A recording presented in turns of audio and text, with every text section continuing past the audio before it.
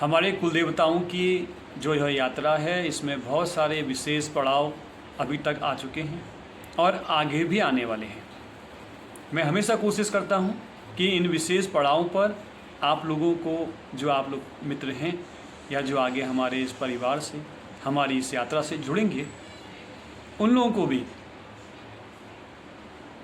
जानकारी अवश्य प्राप्त हो कि हमको इन विशेष जो क्षण हैं, ये विशेष जो तिथियां हैं, इसमें हम लोग अपने कुलदेवता को लक्ष्य रखते हुए उनकी प्रसन्नता हेतु, उनके आनंद हेतु और अपनी उन्नति के लिए कुछ ना कुछ उनके लिए करें। ऐसा ही एक बड़ा ही अद्भुत और बहुत सारी क्षमताओं को एक ही दिन में अर्जित करने का जो समय आ रहा है, वैशाख शुक्ल पक्ष की अष्टमी। वैशाख शुक्ल पक्ष की जो अष्टमी है, वह जो 10 महाविद्याएँ हैं, साधना के क्षेत्र में जब कभी आप लोग जाएंगे, हो सकता है आपने 10 महाविद्याओं के बारे में सुना हो। यदि सुना है तो बहुत अच्छा, और यदि आप अभी तक नहीं सुन पाए, आपने अपने ज्ञान में वृद्धि नहीं कर पाए, तो घबराइए नहीं। 9 दुर्गाएं जो एक साधारण मानव जो है, सामान्य सा व्यक्ति, वे सभी जानते हैं, परंतु माता के 10 महाविद्या स्वरूप को कुछ विशेष ही लोग जानते हैं। हो सकता है कि जो माता के 10 महाविद्या स्वरूप को जानते हों, वह साधक ही हों। यदि जीवन में आप लोग कभी सुने 10 महाविद्या इस नाम को और उनके बारे में पढ़िएगा, बड़ा आनंद आएगा। माता अलग अलग जगहों पर अलग अलग रूपों में व्यक्त हैं, और वैशाख शुक्ल पक्ष की जो अष्टमी है, वह माता के जो 10 महाविद्या स्वरूप हैं, उनमें से बगलामुखी स्वरूप जो उनका है,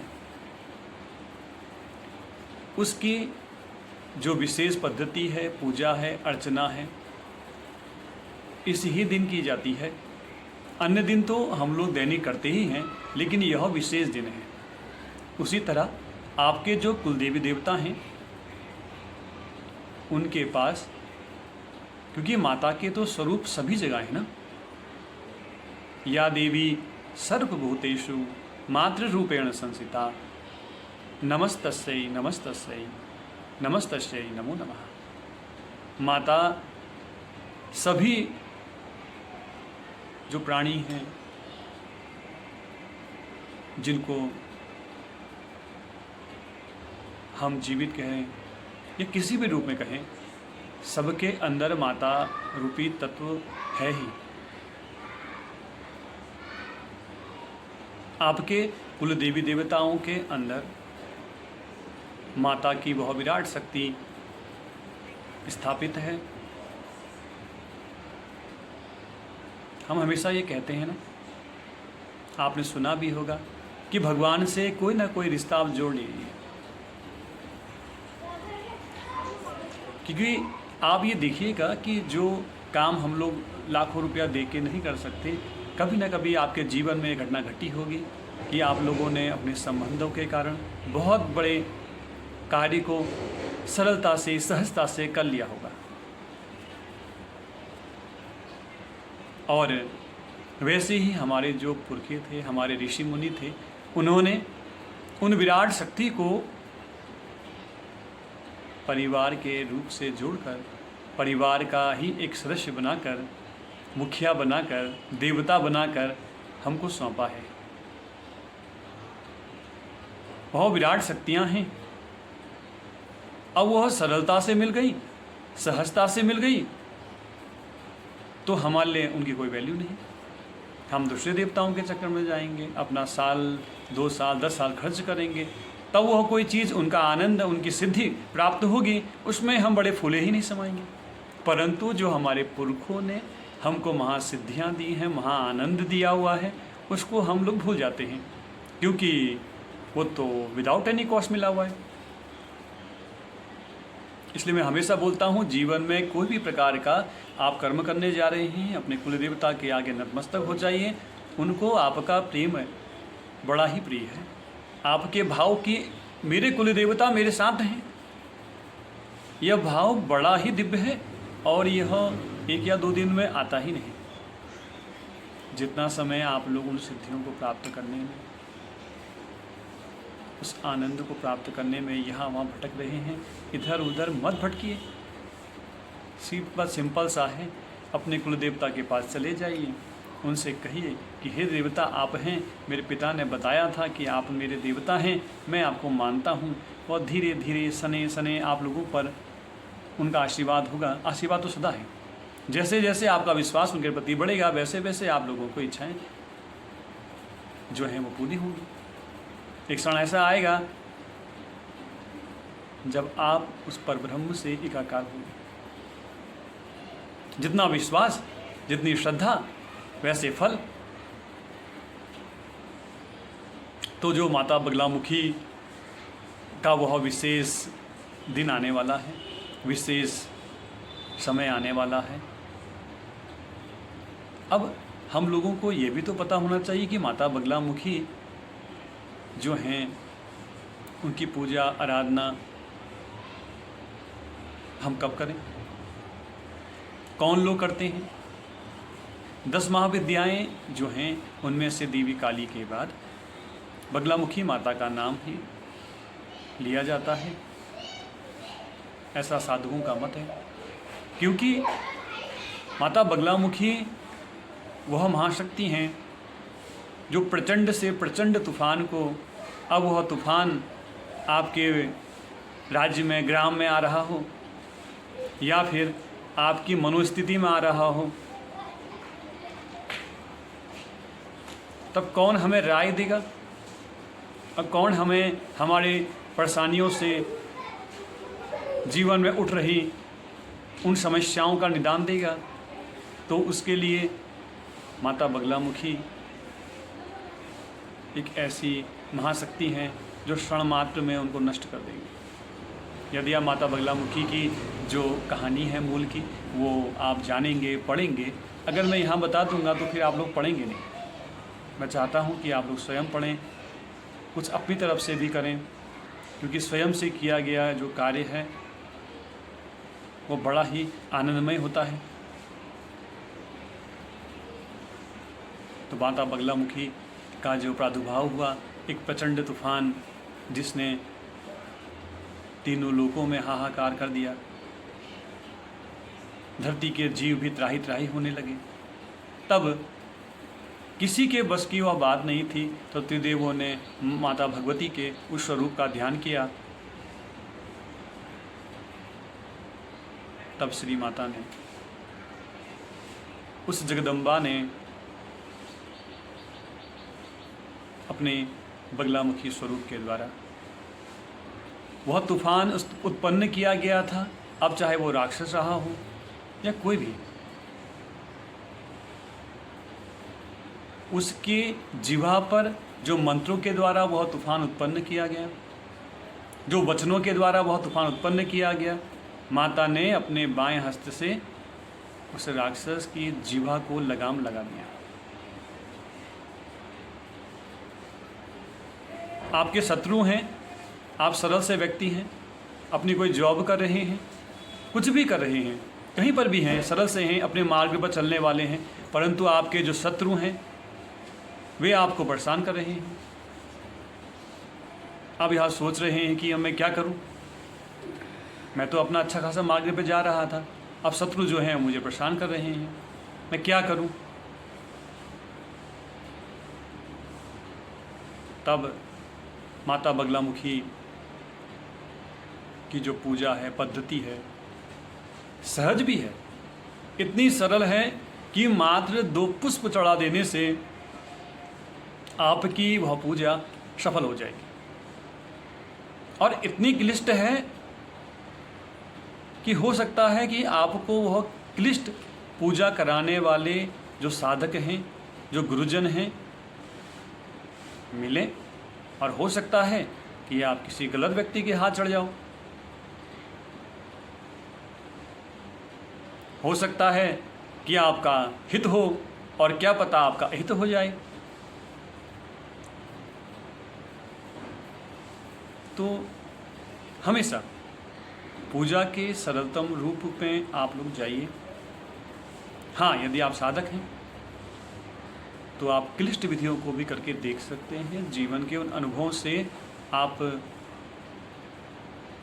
अपने आप को जूझ के भी देख सकते हैं। कोई संत थे, उन्होंने मुझसे कहा था कि जो प्रचंड शांताएँ हैं, प्रचंड से प्रचंड साधनाएँ हैं, उनका जो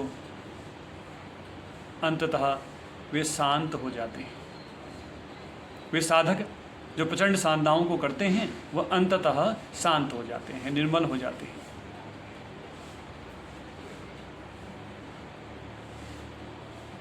अब आपके कुछ भी शत्रु हो सकते हैं। आपको रोग लग गया है, बीमारियों ने घेर लिया है, आपके किसी प्रियजन पर अभिचार कर्म हो गया है, मारण, मोहन या तंत्र की जो षड्विद्याएँ हैं जो जीवन को नष्ट कर रही हैं। आपके किसी शत्रु ने आपके ऊपर गलत मुकदमा कर दिया।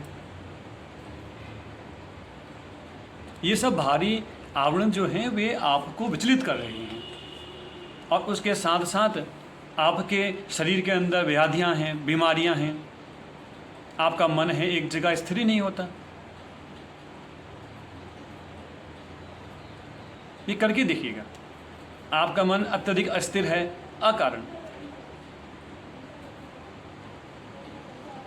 आप आंखें बंद कीजिए और हाथ जोड़कर माता बगलामुखी का स्मरण कीजिए। आप पाएंगे उसी क्षण आपका मन जो विचलित हो रहा था अब नहीं हो रहा होगा।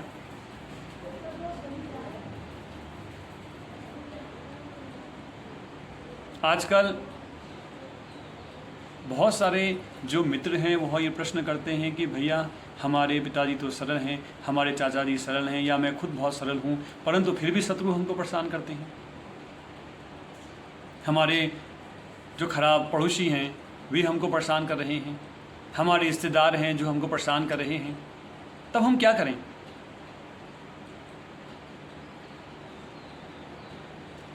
वैशाख शुक्ल पक्ष की अष्टमी के दिन आप लोग माता बगलामुखी का पूजन करें। कठिन नहीं कर सकते, कोई दिक्कत नहीं। एक घी का दीपक उनको जला दीजिए, माता को प्रेम से गाय के घी का दीपक जलाइए। माँ, इतना ही हमको आता है, ऐसा ही कर रहे हैं।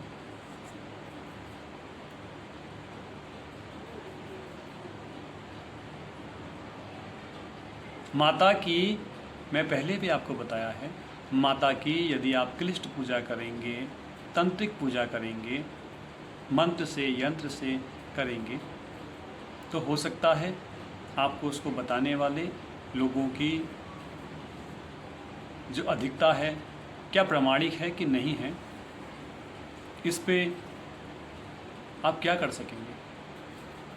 आपको क्या पता कि जिस व्यक्ति से आप सीख रहे हैं, जिस गुरुजन से आप सीख रहे हैं, वो उनको आता ही होगा। परंतु यदि माता बगलामुखी आपके कुल की देवी हैं तो फिर कहना ही क्या है। आपको कहीं जाने की आवश्यकता ही नहीं है। यदि माता बगलामुखी आपकी कुलदेवी हैं तो आप अपने साथ साथ दूसरे लोगों पर भी कृपा कर सकते हैं।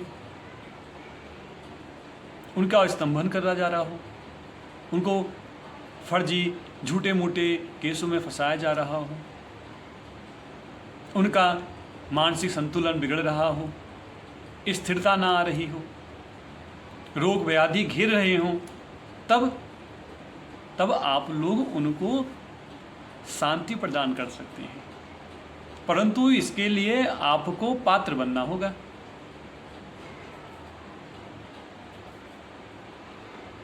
अपने पात्र को माता की कृपा से भरना होगा, क्योंकि शक्ति तो, उपाय तो मात्र माता ही करती हैं, परंतु आप निमित्त बन सकते हैं। माता से निवेदन किया नहीं कि माँ, मैं इस परेशानी में हूँ, मेरे प्रिय जो हैं ये इस परेशानी में हैं, तो कृपा करो माँ। जिस क्षण आपने ऐसा कहा नहीं और आपका काम हुआ नहीं, करके देख लीजिए।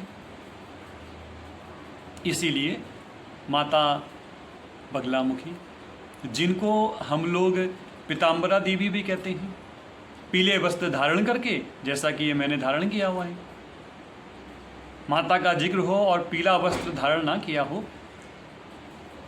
तो कहना ही क्या। तो आप लोगों ने माता बगलामुखी, पीताम्बरा देवी जो माता हैं, यदि आप इनकी कहानी पढ़ेंगे, क्योंकि यदि आप स्वयं पढ़ते हैं, स्वयं से जानते हैं, तो आप लोगों को बड़ा आनंद आएगा। माता बगलामुखी माता का जो प्रादुर्भाव है वह उस समय हुआ जब इस धरा पर एक दैत्य ने भगवान से आशीर्वाद प्राप्त करके हाहाकार मचा दिया, जैसा कि राक्षस गण करते ही हैं। एक प्रचंड तूफान को इस धरा पे ले आया मंत्रों के माध्यम से। अब उसको रोकना किसी के बस की बात नहीं, क्योंकि उसने वरदान प्राप्त किया था। तब त्रिदेव ने माता की आराधना की, शक्ति की आराधना की, क्योंकि क्षमता देने वाली तो वही हैं। तब उन्होंने माता का आवाहन किया त्रिदेवों ने। तब माता ने अपने स्वरूप को उत्पन्न किया और वो जो राक्षस था और जो माया थी, उसकी जीवा को अपने बाएं हस्त से पकड़ लिया। तब माता का नाम बगलामुखी पड़ गया। ऐसा साधक जन जानते ही हैं। कहानियाँ और भी आपको और मिल जाएंगी, परंतु मैं हमेशा कहता हूँ कि आपने एक किसी भी कहानी को आप ले लीजिए, उसको जीवन में उतारना है ताकि आपके अंदर का विश्वास बढ़ सके, तभी कुछ आनंद है। कहानियाँ आपने 100 पढ़ ली, एक भी कहानी का मनन नहीं किया, उसको अपने जीवन में उतारा ही नहीं, तब फिर क्या लाभ। ऐसी बहुत सी कहानी आप पढ़ते ही रहोगे, विश्वास जम नहीं पाएगा। आपने एक कहानी, एक देवता और वह कुल देवता, माता बगलामुखी की जो शक्तियां हैं सबके कुल देवी देवताओं के अंदर है। क्योंकि आपको जो प्रोटेक्शन मिलता है ना, वही तो है। जो आपके शत्रुओं का स्तंभन कर देती हैं, वही तो है। परंतु माता बगलामुखी ऐसे समझिए कि आपके सारे देवी देवता हैं, उन सब के अंदर 1%, 5%, 10%, 20% माता बगलामुखी उस महाशक्ति की सूक्ष्म शक्तियाँ हैं। परंतु माता बगलामुखी 100% हैं, पूर्णता से हैं। आप लोग अपने कुल देवी देवताओं को भी माता बगलामुखी की शक्तियों से पूर्ण ही मानिए। इस बार आने वाली बैसाख शुक्ल पक्ष की अष्टमी के दिन यदि आपको कुछ भी नहीं आता तो एक अखंड घी का दीपक गाय के घी का जला दीजिए और माता से निवेदन कीजिए, अपने कुल के देवी देवताओं से निवेदन कीजिए कि हे मेरे कुल देवता, मैं आपकी उस बगलामुखी शक्ति का, उस स्तंभन करने वाली शक्ति का आवाहन करता हूँ और उससे निवेदन करता हूँ कि मेरी जो भी ये समस्याएं हैं प्रचंड से प्रचंड, जैसे त्रिदेवों की आपने सहायता की थी, उसी तरह से मेरे भी, मेरे परिवार की, मेरे कुटुंब की, मेरे ग्राम की, मेरे राज्य की, मेरे देश की और सकल ब्रह्मांड की आप हम लोगों पर कृपा करें, ऐसा निवेदन कीजिए। सहजता में बहुत क्षमता है, बहुत शक्ति है, परंतु आपका मन सरल होना चाहिए, कुछ चक्रों में ना पड़े। और यदि आपकी कुलदेवी माता बगलामुखी हैं, तब आप लोग अपनी सहायता के साथ साथ देश के अन्य बंधुओं की, लोगों की सहायता भी कर सकते हैं बहुत सरलता से। और आप वह पद्धति नहीं जान रहे हैं तो घबराइएगा नहीं। शुक्ल पक्ष की जो अष्टमी है उस दिन प्रातःकाल आप लोग उठ जाइए, पीले वस्त्रों का धारण कीजिए, पीला आसन ले लीजिए, पीले वस्त्र ही पहनने हैं। यह विशेष महत्व रखता है। विशेष स्कूल में जाने के लिए विशेष वस्त्र धारण किए जाते हैं। माता के आगे एक घी का दीपक, अखंड दीपक आप जला दीजिए और एक दिन पूरा वह दीपक जले, इसका विशेष ध्यान रखें। यदि आपके पास आपकी कुल की पद्धति है तो आप माता की सेवा अपनी कुल पद्धति से करें, क्योंकि आपकी कुल पद्धति अत्यधिक प्रमाणित है। आपके पुरखों ने उसको प्रयोगों में लिया है, उसका फिल्टरिंग करके वो छन कर आप तक पहुंची हैं, इतनी प्योर है कि जितना हम छान छान के किसी जल को ग्रहण करते हैं कितनी पवित्रता होती है, ऐसा ही कुछ समझिए। आपने यह उपाय करना है। माता बगलामुखी वह 10 महाविद्या सरलता से भी मान जाती है। इतना आप लोग करें, उनका स्मरण करें जब समय लगे। पूरे परिवार को, अपने बच्चों को, जिन लोगों को नहीं पता है आपके परिवार के हैं, उनको भी माता का नाम बताएं। यदि आपको कुल पद्धति आती है और आपको पात्र मिल रहे हैं अच्छे, उनको भी सिखाइए।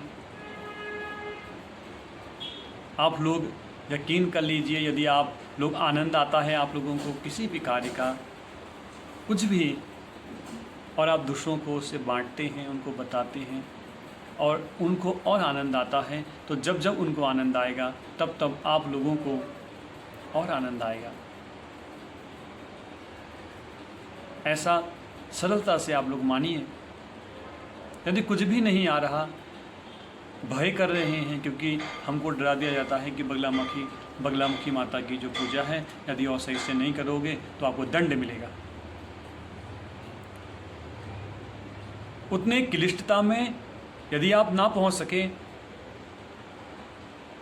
तब आप सहजता के साथ, सरलता के साथ हाथ जोड़िए माता को कि हे मेरी कुल देवी माता, हे बगलामुखी माँ, हे मेरे कुल देवता, मैं आपके अंदर की उन बगलामुखी शक्ति का आवाहन करता हूँ, स्तंभनी शक्ति का आवाहन करता हूँ, जो मुझे अभी तक प्रोटेक्ट कर रही हैं, बाहरी आवरण से मेरी रक्षा कर रही हैं, या कुछ भी, किसी भी तरह एक घी का दीपक जला दीजिए, पूरे परिवार के साथ बैठिए, करके तो देखिए। हम लोग हमेशा यही सोचते हैं कि कहीं दंड ना मिल जाए, कहीं गलत ना कर लें। यदि आप तंत्र के स्टूडेंट हैं, तंत्र के साधक हैं, और कहीं नहीं कर पाते हैं पूरा, जब पूरा ही नहीं हुआ तो फिर कुछ नहीं होने वाला, वहाँ जाना ही नहीं है। उस पाठ को छोड़ दीजिए अभी, क्योंकि मैं सरलता से आपको बता रहा हूँ। साधक हैं तो क्लिष्टता सीखनी होगी, जूझना होगा, क्योंकि यदि आप आज जूझ लिए तो आने वाली जो पीढ़ियाँ हैं वह भी कुछ सीखेंगी। साधक का काम तो जूझना ही है, परंतु जहाँ कुल देवता की बात होती है, कुल देवी की बात होती है, तो बड़ी सरलता से, सहजता से हमारे देवी देवता हमारे पुरखों के द्वारा बनाई गई पद्धति के अनुसार सहजता से मान जाते हैं। आने वाले पड़ावों पे मैं आपको अन्य देवी देवताओं के स्वरूप के बारे में हो सका तो बताऊंगा। बड़े प्रचंड स्वरूप परंतु सहजता से कुल पद्धति के अंतर्गत वे सरलता से मान जाते हैं। परंतु आपको करना होगा, यदि आपको पद्धति आती है तो दूसरों को बताएं, सुपात्र को बताएं, ये भी अति आवश्यक है। और साथ में आप स्वयं करें, सबसे बढ़िया सबसे अच्छा वही है। तो आप लोग अवश्य कीजिएगा, आनंद में आप लोग रहिएगा। मैं पुनः एक बार फिर आज का जो हमारा ये वीडियो है इसको यहीं पर विराम करता हूँ। फिर आने वाले किसी विशेष पड़ाव पर आप लोगों को पुनः मिलूँगा। और हाँ, जब भी हमारी यह यात्रा के विषय में आपको पता चलेगा तो आप लोग अवश्य जुड़ेंगे, ऐसा मैं पूर्णता से मानता हूँ, क्योंकि यह यात्रा जगत के कल्याण की है। इसका जो मूल लक्ष्य है वह जगत का कल्याण है। यदि आपके अंदर जगत के कल्याण की इच्छा है तो आप लोग अपने कुल देवी देवताओं की पूजा करें, आराधना करें और जानें कि उनका नाम क्या है। अपने पुरखों से पूछें, उसके पीछे एक बहुत बड़ा साइंस है। साइंस पे भी आने वाले समय पे हम लोग चर्चा करेंगे। तब तक के लिए जहाँ भी रहें आनंद में रहें, दूसरों को आनंद दें